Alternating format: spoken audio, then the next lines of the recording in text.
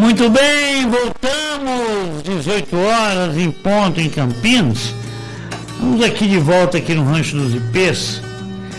E agora a gente vai falar um pouco sobre aquele caso que chocou o Brasil.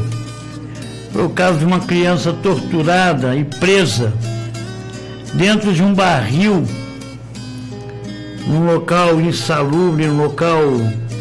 Nossa, só de lembrar a gente fica passado aqui.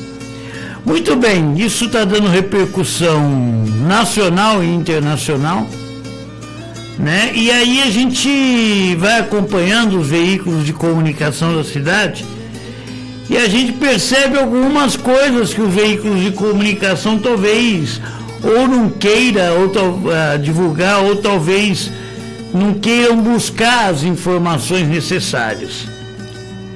O prefeito Dário Saad, hoje na imprensa, começou a dizer que até amanhã vai apresentar um relatório sobre a situação desse caso. Mas, obviamente, nós que atuamos nessa questão de direitos humanos, direitos das crianças e dos adolescentes, a gente vem tratando essa questão já há algum tempo. Antes da eleição do Conselho Tutelar, inclusive, nós fizemos 3 ou 4 programas falando sobre as eleições do Conselho Tutelar. Qual o papel do Conselho Tutelar? O papel do Conselho Tutelar é fazer com que aquilo que consta no ECA seja cumprido pelo Estado brasileiro, principalmente na política de assistência e proteção à criança e adolescente. Então, uma das questões é essa. O conselheiro tutelar, ele tem a missão, né, de encaminhar para as autoridades as denúncias que eles recebem. E no caso dessa situação, o Conselho Tutelar foi avisado há mais de um ano que havia maus tratos a essa criança. Qual que é o papel do Conselho Tutelar? Encaminhar a prefeitura, aos órgãos de assistência social, fazer o encaminhamento correto, tanto para a polícia, quanto para o juiz da criança da infância e da juventude e para as políticas públicas de assistência social. E isso o Conselho Tutelar fez, né? A gente tem acompanhado, falei com vários conselheiros tutelares, né? E isso o Conselho Tutelar fez há mais de um ano. Há mais de um ano o Conselho Tutelar fez isso e a gente vem sempre aqui falando sobre isso aqui na Rádio Noroeste. O problema é que desses tempos para cá há uma total falta, né, de respeito dos órgãos do governo e falar abertamente aquilo que tem que ser dito, né? As políticas de assistência social é que mais vem cortando verbas, e isso é fato. A missão de quem deveria acompanhar o caso seria a Secretaria de Assistência para os encaminhamentos necessários. O Conselho Tutelar fez sua parte. Acontece que a prefeitura ficou um ano sem ir para lá. E aí a gente acaba, de uma certa forma, mostrando as coisas, porque durante a pandemia, a Prefeitura Municipal de Campinas divulgou normas de atendimento para serviços assistenciais, que está aqui, ó, né? Ela divulgou em março essas normas, né, de atendimento para serviços essenciais, e ela não abriu mão desse preâmbulo aqui, ó, que eu vou colocar agora, que é de ficar em funcionamento os atendimentos individuais por telefone ou presenciais, né? Ficando suspensa apenas as atividades coletivas. Mas, por exemplo, aquele que o Conselho Tutelar levou, os atendimentos presenciais e emergenciais, né, estava como norma para que a prefeitura pudesse fazer esse acompanhamento. E não foi feito.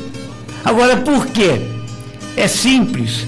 A prefeitura terceirizou esse trabalho para ONGs, né? inclusive maioria de ONGs de caráter duvidoso, não vou dizer que são todas, mas são ONGs dessas que só existem no papel, né? ONGs que não existem de fato, né? E a maioria delas são ligadas a segmentos religiosos, né? Isso não vai estar no relatório do Dario Saad amanhã, que a prefeitura foi informada dos maus tratos, né? Que a prefeitura não tomou as providências, que as empresas terceirizadas não cumpriram o seu papel. Porque até agora, depois de um ano que o Conselho Tutelar encaminhou, eles não, em momento algum, foram, né, receberam algum relatório. E isso é fato. E eu estou aqui ligando aqui ao vivo, né, para o vereador Gustavo Peta, que pode comprovar isso que eu estou dizendo, né? O vereador Gustavo Peta, ele é presidente da Comissão da Criança e do Adolescente da Câmara, vereador aqui de Campinas. Eu estou aqui na linha. Vereador Gustavo Peta, boa tarde, tudo bem? Boa tarde, Gerry, boa tarde a todos os ouvintes da Rádio Noroeste. Ô vereador, a gente está acompanhando aqui o caso do menino, né, que estava preso no barril, e a gente está colocando aqui um posicionamento, porque está havendo por parte de muita gente, inclusive da mídia, um estardalhaço em cima disso, tentando culpar o Conselho Tutelar de Campinas em relação a isso. O que você, enquanto membro da Comissão da Criança e do Adolescente na Câmara, tem a dizer sobre isso? Olha, Gerry, primeiro assim, eu não sei se você me anunciou como presidente, mas no caso hoje eu sou presidente da Comissão de Educação. Certo, mas desculpa. De qualquer forma, a gente atua... Não, mas é só porque mudou agora as comissões, né? Claro. Mudança recente, mas eu já fui realmente presidente da Comissão dos Direitos da Criança e do Adolescente. O que ocorre, Gerry, é o seguinte: primeiro que o caso realmente é um caso chocante, um caso que estarrecedor, né? Um caso que realmente desperta, né, toda a sociedade, uma crueldade, né, uma tortura contra uma criança por tanto tempo. Então é realmente chocante e a gente precisa analisar isso, né, enquanto humanidade, né, enquanto a humanidade tem de alguma forma errado, né, por conta de todo o sistema que a gente vive, por conta de toda a conjuntura que a gente vive. Tudo isso tem muitas implicações nesses acontecimentos. Mas de qualquer forma, o que acontece? O que é importante a gente compreender, né? É muito errado fazer qualquer juízo de valor nesse momento, né? E responsabilizar o Conselho Tutelar por conta do que ocorreu. É preciso uma investigação para saber o que de verdade aconteceu, né? As informações que a gente tem inicialmente é que o Conselho Tutelar foi avisado já há mais de um ano da situação da criança. Não dessa situação de aprisionamento ou de tortura, de que haveriam problemas relacionados aos direitos dessa criança. A gente não sabe exatamente como isso chegou ao Conselho, mas chegou.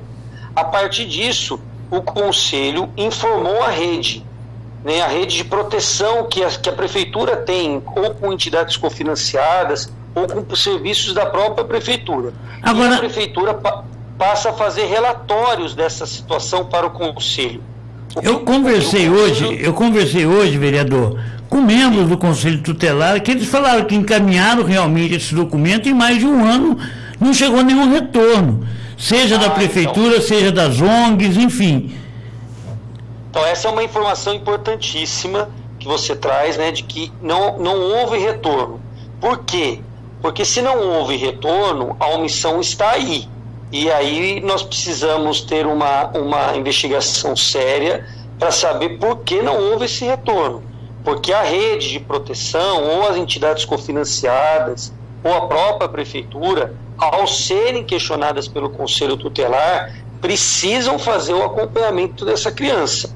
Até para municiar o próprio Conselho Tutelar, que, se for um caso, aciona as autoridades policiais, as autoridades competentes. Então, o que me parece, Gerry, é o seguinte, que é preciso haver uma investigação para saber onde está o erro. A nossa maior preocupação agora, evidentemente, tem que ser com a criança. A criança tem que constituir uma nova família, uma nova guarda, tem que ser protegida, cuidada, atendimento psicológico, para poder superar os seus problemas de saúde e ser acompanhada por muito tempo, porque as sequelas de uma tortura, a gente sabe que são traumatizantes. Então essa é uma preocupação. Para além disso, tem um processo que haverá de ser um processo, inclusive, criminal contra os responsáveis pela criança que agiram daquela forma, e uma outra investigação para saber se houve negligência ou omissão por parte das autoridades públicas. Agora... Isso é muito importante. Eu fiquei sabendo que o MP já abriu um inquérito, né? Eu, como vereador, eu fiz um requerimento bem bem esmiuçado para ser aprovado agora na próxima sessão, para que a gente possa receber as informações também por parte da Prefeitura. Agora, vereador Gustavo Peta, me diz uma coisa, quando o prefeito Dário falou de entidades coassociadas ou entidades que atuam nessa área, isso é terceirização do serviço de assistência? Porque uma coisa é você ter uma entidade que seja realmente, que atuam nessa área, que tenha... Mas você acha que você terceirizar um trabalho dessa importância não é um erro do Estado, da própria Prefeitura Municipal em contratar essas entidades? Você não acha que a Prefeitura deveria assumir ela mesma esse trabalho? Olha, já o que acontece é o seguinte, eu particularmente, pensando com o projeto que eu tenho de cidade, etc., eu acho que o mais correto seria a própria Prefeitura oferecer esse serviço, né? E não repassar isso para terceiros, porque mesmo sabendo que há muitos terceiros bem intencionados, né? Mas é sempre um risco e é sempre um problema. Acontece que essa rede da assistência social de Campinas, ela já é muito antiga, né? A Prefeitura conta com ela, acho que desde os anos 80, né? Foi se criando uma rede de entidades, algumas ligadas a alguns trabalhos mais religiosos, outras ligadas à atividade mais da assistência social mesmo. O fato é que elas acabam cumprindo um papel social muito relevante no município, né? O que tem que ser visto se houve falha por parte da entidade que oferece serviço naquele bairro. Agora, eu acho, Jerry, que é muito temerário a gente, não tendo ainda todas as informações de modo preciso, já dizer se houve ou não a omissão ou a negligência. Algum problema houve, mas de quem houve? Se foi da própria Prefeitura, se foi da entidade cofinanciada, se foi de algum outro serviço que é prestado, e isso eu acho que cabe realmente uma investigação. O fato é que, o que eu acho que é uma conclusão que a gente já pode partir de agora, Jair, é o seguinte: há alguns anos, há algum tempo, esse serviço de assistência social oferecido por essas entidades tem sido precarizado. A diminuição de recursos, diminuição de verbas. Todo ano a gente briga na discussão orçamentária para aumentar as verbas para assistência social, para programas, tanto para programas diretos que a Prefeitura oferece, como também para programas oferecidos por essas entidades, porque a gente sabe que num momento de crise, como a gente está vivendo, o quanto é importante esse tipo de serviço de trabalho. Então, o que eu penso é que essas redes também têm sido historicamente precarizadas na cidade, o que traz também prejuízos num momento como esse, em que a gente observa uma falta de acompanhamento, uma situação tão dramática que essa criança estava vivendo. Agora, vereador, um debate que eu quero fazer é o seguinte: a gente acompanhou todo o debate da formação do Conselho Tutelar, as eleições, né? E houve uma ação muito forte de segmentos religiosos para poder, de uma certa forma, eleger seus candidatos, né? Aí a pergunta que eu faço é o seguinte: qual a intenção desses segmentos religiosos em atuar dessa maneira nas eleições do Conselho Tutelar? Porque a gente percebeu o seguinte: na região sul, por exemplo, aonde ocorreu o caso, né, de cada 4 conselheiros, 3 são do segmento apoiado pelo segmento religioso, né, os evangélicos, e 1 do movimento social.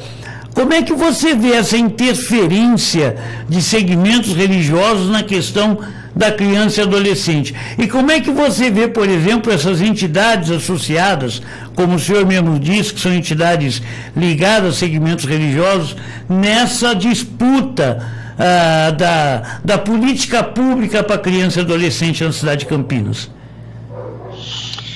Olha, Gé, é assim, é sempre importante também procurar separar o joio do trigo, né? Existem entidades religiosas que têm um cunho religioso, etc., mas que têm um trabalho já muito bem fundamentado, que conseguem separar, né, a parte religiosa da parte da política pública, que tem um determinado respeito por isso.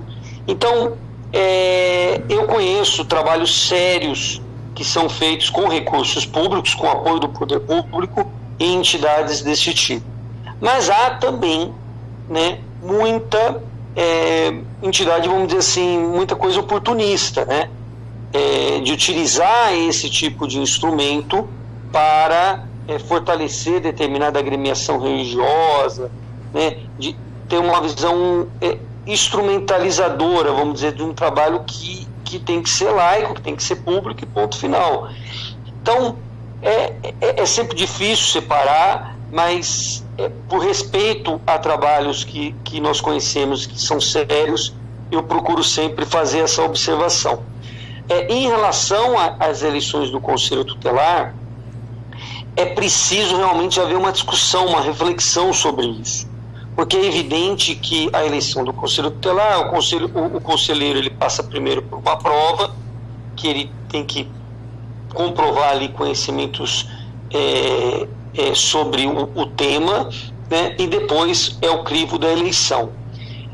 Isso tem feito com que eleições do Conselho Tutelar muitas vezes sejam, vamos dizer assim, como que eu poderia dizer? São eleições que muitas vezes envolvem pessoas ou projetos políticos que não levam em conta o que é o principal, né, que é a função do conselheiro tutelar, né, e isso está muito mais vinculado a algum projeto, às vezes eleitoral, algum projeto, inclusive, de cunho religioso, e eu acho que isso deveria ser evitado. É uma função que ela deve ser legitimada pelo povo, porque ele é uma pessoa eleita, e isso eu não acho errado, mas é uma função que deve respeitar todo um conhecimento sobre os direitos da criança e do adolescente, sobre a necessidade dessa defesa, etc. E muitas vezes isso acaba sendo desvirtuado por projetos que não são legítimos. Então é um problema sério que tem que ser enfrentado com muita reflexão e com muito debate. Agora, vereador, você recebeu, enquanto vereador, que tem o papel de fiscalizar políticas públicas e tal, alguma denúncia de próprios conselheiros tutelares dizendo que a parte que lhe cabia à prefeitura não estava sendo cumprida? A gente sempre vê, por exemplo, cortes aqui, cortes ali e tal, mas, por exemplo, algum conselheiro tutelar ele procurou dizendo, olha, tem casos aqui que está há mais de um ano sem visita. Você não acha, por exemplo, que os conselheiros falharam nessa missão de denunciar a falta de estrutura do Estado no atendimento a essas crianças e adolescentes? Olha, Jair, eu por muitas vezes fui procurado por conselheiros tutelares, no meu caso, porque eu sempre tive muito vínculo com a pauta da educação, para falar dos problemas relacionados principalmente à falta de matrículas, de creches, de vagas, né, na educação infantil. Certo. Nós, inclusive, eu já recebi muitas vezes os conselheiros para falar sobre isso, fizemos debates nos últimos anos na comissão, tanto da criança e do adolescente, como na comissão de educação, e muitos conselheiros sempre levantaram tanto o problema das dificuldades do acesso a alguns direitos, como inclusive problemas de falta de estrutura para o trabalho do conselheiro tutelar, né? Teve momentos que faltava inclusive carro, faltava estrutura básica, né? A gente sempre procurou inclusive denunciar isso com requerimentos, questionando a prefeitura, teve coisas que avançaram, outras que não. Agora, eu não fui procurado assim especificamente sobre esse caso ou outros casos específicos, né? Eu acho que os conselheiros devem relatar isso sistematicamente à própria prefeitura. Não, porque eu recebo isso, viu, aqui na rádio, viu, vereador? Porque assim, sim, a gente ouviu bastante ex-conselheiros, teve o caso, por exemplo, lá de um cidadão que eu até chamo de maluco, né, que colocou um monte de criança para agredir sindicalista na escola sem partido. Conselheiros tutelares vieram me procurar para pedir a matéria que nós fizemos, para poder tomar posições, mas nesses casos, por exemplo, a gente percebe que não vem, porque parece que o conselho tutelar, o conselheiro não tem uma autonomia para fazer isso. Você acha que os conselhos tutelares são blindados pelo governo? Ou melhor, os conselheiros tutelares são ameaçados a não falar? Teve um conselheiro tutelar que foi convidado para vir aqui, mas foi vetado pela direção do conselho. Enfim, você acha que o conselheiro tutelar ele é reprimido dentro dessa estrutura? Eu acho que pode haver sim tentativas nesse sentido. Agora, o conselheiro tem que ter a clareza que ele tem um mandato, né?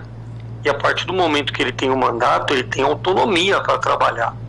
Ele não está vinculado, subordinado à administração. É evidente que pode haver, por parte dos conselheiros, determinado regramento em que o conselheiro, por uma questão de não ter informação, não fala sobre o que o outro conselheiro está atuando. Pode haver isso, algum tipo de regramento interno nesse sentido. Agora, nunca uma subordinação aos interesses políticos da administração pública, ou da prefeitura, ou do prefeito, ou do secretário. É por isso que tem mandato, é por isso que não é indicado, não é nomeado pelo prefeito, é eleito. A ideia de ser eleito é exatamente para dar essa autonomia, para que ele possa cumprir o papel dele de modo livre e independente. Acho que isso precisa ficar muito claro, porque isso a sociedade vai cobrar e tem o direito de cobrar. Tá certo. Vereador, só para finalizar, antes de finalizar, nosso programa está com muita audiência aqui e o pessoal está fazendo perguntas. Pode só abrir uma pergunta do Digão Selim. Está dizendo aqui, ó, como presidente da Comissão de Educação da Câmara, o vereador pode tomar alguma atitude em relação ao caso? Cabe, por exemplo, até uma CPI para investigar se houve omissão por parte do serviço de assistência da prefeitura em relação ao próprio encaminhamento do Conselho Tutelar?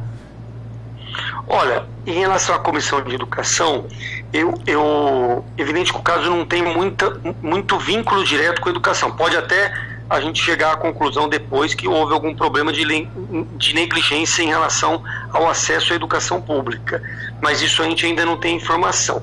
Mas como mandato, como vereador, independente da comissão, eu estou tomando atitude no sentido de apresentar requerimentos e pedir informações.